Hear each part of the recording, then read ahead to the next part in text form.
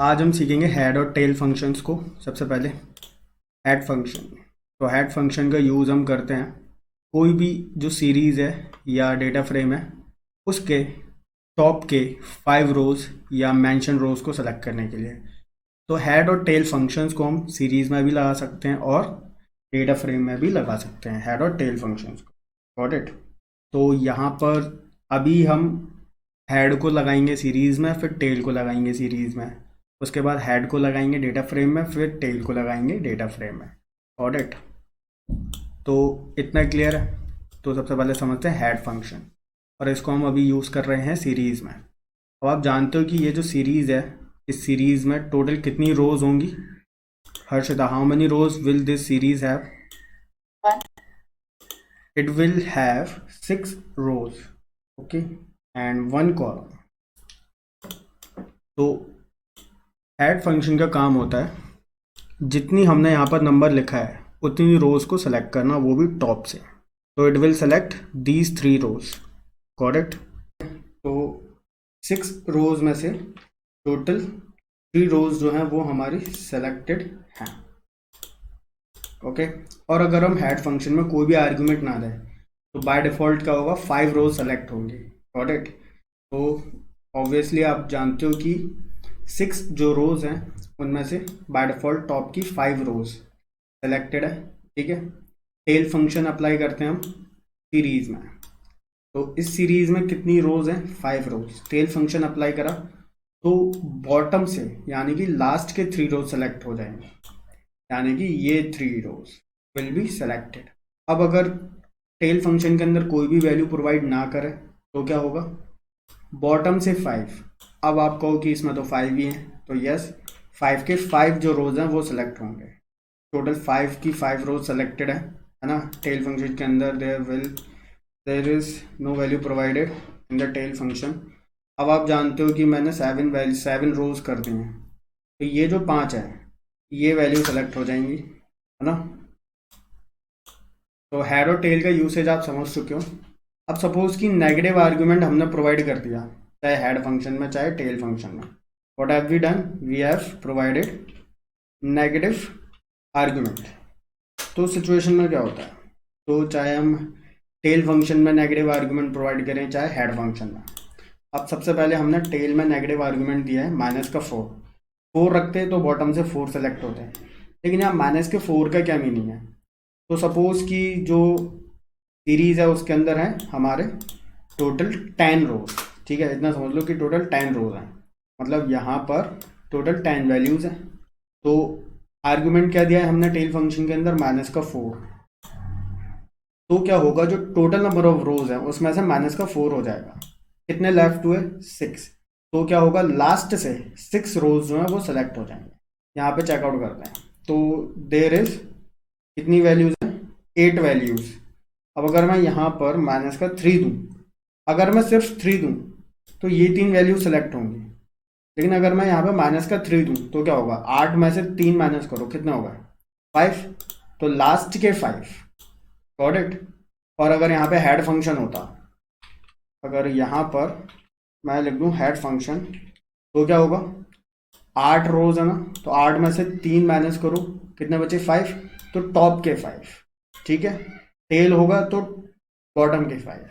Negative argument को बस क्या करना है, टोटल नंबर ऑफ रोज में से माइनस कर देना है, और जो बचा वो टॉप से या बॉटम से उतने नंबर ऑफ रोज सिलेक्ट कर लेंगे हम। अब यही जो हेड और टेल फंक्शन है ये हम डेटा फ्रेम में अप्लाई करते हैं। डेटा फ्रेम को किस तरीके से बनाते हैं? ठीक है, उजामा एंड हर्षिता, ये याद होगा आपको अच्छे से, है ना।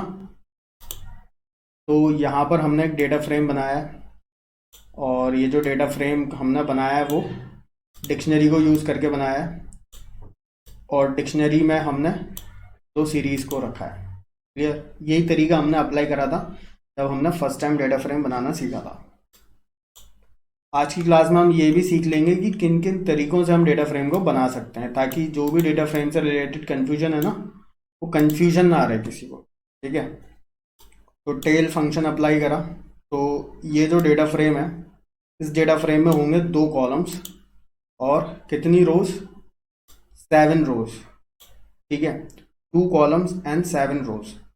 टेल फंक्शन अप्लाई करा है और उसके अंदर दिया है 3, तो मतलब बॉटम से 3 rows will be selected, bottom से 3 rows will be selected. Tail function के अंदर लिखा है हमने -4, तो टोटल कितनी रोज है? 7 रोज है, 7 में से 4 गए 3, तो बॉटम से 3 रोज विल बी सिलेक्टेड, तो मतलब 3 और -4 आउटपुट सेम ही होगा। टेल फंक्शन अप्लाई करा तो बाय डिफॉल्ट क्या होगा? बॉटम से 5 विल बी सिलेक्टेड, यहाँ पर आप आउटपुट देख रहे हो, ठीक है। टेल में 3 अप्लाई करा तो 6 5 4, मतलब 6 इंडेक्स वाली रो, 5 इंडेक्स वाली रो, 4 इंडेक्स वाली row will be selected. Got it? Simple tail function apply करा तो बॉटम से 5, टेल -4 अप्लाई करा तो बिल्कुल इसके जैसा आउटपुट। क्लियर? अब ऐसे ही हेड फंक्शन का यूसेज आपको पता है, सीरीज में जैसे हुआ था वैसे ही डेटा फ्रेम में भी होगा। We have got 2 series and in 2 series को हमने रखा है डिक्शनरी में और डिक्शनरी को हमने रखा है डेटा फ्रेम के फंक्शन में। तो इस डेटा फ्रेम में होंगे 2 कॉलम्स और मल्टीपल रोज। कितनी रोज? टोटल 7 रोज। और हेड 3, ये देख लो यहाँ पे, हेड के अंदर 3 रखा तो टॉप की 3 रोज, हेड के अंदर -4 रखा तो 7 में से 4 गए, बचे 3, तो टॉप की 3 रोज। सिंपली हेड रखा तो टॉप की 5 rows. Okay Harshita, now you tell me कि जो सबसे लास्ट वाली रो जो प्रिंट होगी उसमें कौन सी वैल्यूज होंगी? Harshita, you have to answer this question. The last वाली रो में जो वैल्यूज हैं, what will be the values of this question? 7 and 9। 7 and 9। 7 और 2 होगी ना सर? 5 और 2। सर 5 5 होगी। हाँ सर, 5 और 2 होगी। 5 5। 5 and 2, ठीक है। 5 और 2। 5 और 2 क्यों? क्योंकि टोटल 8 रोज हैं। अब 8 रोज में से 3 हटाओ तो कितने हो गए? 5। तो 5 मीन्स यहाँ पर 5 और यहाँ पर 2, ठीक है। Yes sir. बट सर फिर तो वो फर्स्ट हुई ना, लास्ट कैसे हुई? ये लास्ट है ना, देखो 5 and 2, अभी तो ये तो जो that is the last row. But sir उनमें तो 3 तक ही बोला हुआ था, -3 तक, तो पीछे से स्टार्ट नहीं होना चाहिए। तो बेटा हमने यहाँ पे -3 लिखा हुआ है ना। यस सर, तो पीछे से स्टार्ट नहीं होना चाहिए, तो 5 5 नहीं आना चाहिए आंसर। जी नहीं, 8 में से आप -3 करोगे तो 5 लेफ्ट हुए, तो टॉप के जो 5 रोज हैं इट विल बी सिलेक्टेड, है ना। Okay sir. अब एक इम्पॉर्टेंट कॉन्सेप्ट समझ लो, जो अगर आप समझ गए तो आप समझ लो कि पूरी पांडास हो गई आप, अगर इस कॉन्सेप्ट को समझ लिया तो कहीं भी मिस्टेक नहीं करोगे पांडास में। ओके, तो सिंपल सा कॉन्सेप्ट ये है कि डेटा फ्रेम एग्ज़ाम में आता है, हो सकता है कि ये पूछ लिया जाए कि आउटपुट बताओ इसका, ये पूछ लिया जाए कि कितनी रोज होंगी, ये पूछ लिया जाए कितने कॉलम्स होंगे, ये पूछ लिया जाए कि एक कॉलम इसमें ऐड करो, जो कि हालांकि यहाँ पे आगे सीखेंगे हम, ठीक है। अलग अलग तरीके के क्वेश्चन हो सकते हैं, तो उन सभी क्वेश्चन में एक ही चीज़ कॉमन होती है, ठीक है। तो चीज़ हर्षिता को अभी समझने में थोड़ा सा कंफ्यूजन है, ठीक है। तो वो चीज़ क्या है common? That is visualising the output of data frame by seeing it's coding. मतलब डेटा फ्रेम को किस तरीके से बनाया गया है उसकी कोडिंग को देखकर का आउटपुट दिमाग में विजुअलाइज करो। इस 3 लाइनों को देखकर अपने आप समझ में आना चाहिए कि it will have 2 columns and 6 रोज, ठीक है। अब कई तरीके हैं, उनमें से हम 2 तरीकों में हम डिवीजन कर सकते हैं। सिंपल, डेटा फ्रेम के अंदर, डेटा फ्रेम के फंक्शन के अंदर we have got dictionary, data frame के फंक्शन के अंदर वी हैव गॉट लिस्ट, ठीक है। डेटा फ्रेम के फंक्शन के अंदर we have got dictionary, data frame के फंक्शन के अंदर वी हैव गॉट लिस्ट। तो इतना ध्यान रखना है, लिख के रख लो इस चीज़ को, ठीक है। पांडास के फर्स्ट पेज पे लिख लो, डेटा फ्रेम के फंक्शन के अंदर अगर क्या दिया दे रखा है, लिस्ट दे रखा है, तो लिस्ट के अंदर क्या दे रखा होगा? ऑब्वियस सी बात है, अलग अलग सीरीज, डिक्शनरीज या लिस्ट की और लिस्ट की वैल्यूज दे रखी होंगी, है ना। तो डेटा फ्रेम के फंक्शन के अंदर जो लिस्ट है, वो लिस्ट की जो वैल्यूज होंगी ना, इट विल बी रोज, तो देखकर अपने आप पता चल रहा है कि ये जो डेटा फ्रेम है इसके अंदर 2 रोज होंगी। ये जो डेटा फ्रेम है इसके अंदर 2 रोज होंगी। आउटपुट देखने की जरूरत ही नहीं है, प्रोग्राम देखकर ही समझ में आ रहा है कि इस डेटा फ्रेम के अंदर 2 रोज होंगी। क्यों? क्योंकि लिस्ट है और लिस्ट के अंदर 2 वैल्यूज हैं। और अगर डेटा फ्रेम के फंक्शन के अंदर डिक्शनरी दे रखी है, जैसे कि यहाँ पे डेटा फ्रेम के फंक्शन के अंदर डिक्शनरी दे रखी है, तो डिक्शनरी की जो वैल्यूज हैं वो कहलाएंगी कॉलम्स। तो इस डेटा फ्रेम में 2 कॉलम होंगे, इस डेटा फ्रेम में 2 कॉलम होंगे। अपना विजुअलाइजेशन हो रहा है, ठीक है। तो डिक्शनरी को आप जानते हो, जो भी वैल्यूज देते हैं उनको हम कुछ ना कुछ इंडेक्स देना पड़ता है, और वो इंडेक्स क्या कहलाएगा? कॉलम का नेम। लिस्ट में हमने रखा हुआ है तो वो तो फिर बाय डिफॉल्ट 0 1 से रोज का इंडेक्स होगा, क्योंकि लिस्ट की values are called rows, dictionary की values are called columns for the data frame function. इतना क्लियर हो चुका है? ओके। अब लिस्ट को देखो, 2 रोज होंगी, कॉलम्स कितने होंगे अभी हमें नहीं पता। इतना पता है कि 2 रोज हैं, ये नहीं पता कितने कॉलम्स होंगे। तो जब 2 रोज हैं तो यहाँ पर देख लो एक्स और वाई की वैल्यूज, इनमें कितनी कितनी वैल्यूज हैं? 4। तो ऑटोमेटिकली समझ जाओ कि 4 कॉलम्स होंगे। यहाँ पर देखो डेटा फ्रेम फंक्शन के अंदर कितनी वैल्यूज हैं? डिक्शनरी दे रखी है और कितनी वैल्यूज हैं? 2। तो समझ जाओ 2 कॉलम्स हैं। अब इन 2 कॉलम्स की वैल्यूज देखो कितनी कितनी है? 4 4। तो अपने आप समझ जाओ कॉलम पता चल चुके हैं, 2 हैं। तो अब जो पता चलेगा वो रोज ही तो पता चलेगा, तो 4 रोज हैं। डिक्शनरी दे रखी है, 2 वैल्यूज है, तो मतलब 2 कॉलम्स हो गए। डिक्शनरी है, वी हैव गॉट 2 कॉलम्स, तो इनकी वैल्यूज देख लो कितनी है? 4 4। तो it will this data frame will have 4 रोज, ठीक है। अब सी दिस, अब ये जो डेटा फ्रेम है 2, इसमें क्या होंगे? इट विल हैव 2 रोज। अब इनकी वैल्यूज देखो कितनी कितनी है? 4 4। तो 4 कॉलम्स हो गए। रोज दे रखा है एक्स, तो पहले एक्स की वैल्यूज लिख लो 3 5 6 8। फिर क्या दे रखा है? वाई, तो मतलब सेकंड रो में लिख लो 6 7 8 9। सिंपल।